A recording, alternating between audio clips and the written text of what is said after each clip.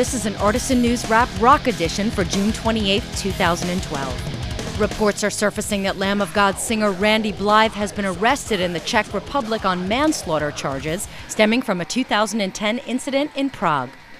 The story first appeared in a Czechoslovakian newspaper that reported the frontman had been arrested as he stepped off of a plane today. The accusation is that Blythe engaged in a fight with a fan at a club in 2010, and that fan later succumbed to his injuries. As a result of the arrest, Lamb of God's show tonight has been canceled while the band deals with Randy's situation.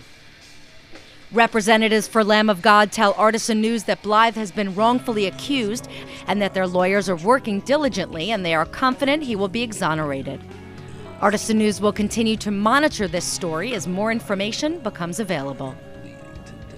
Bruce Springsteen will be MusiCare's Person of the Year for 2013.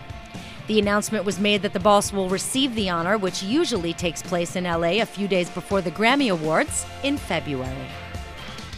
Green Day has announced that their new album, Uno, is set for a September 25th release, and the first single from the collection will be Oh Love.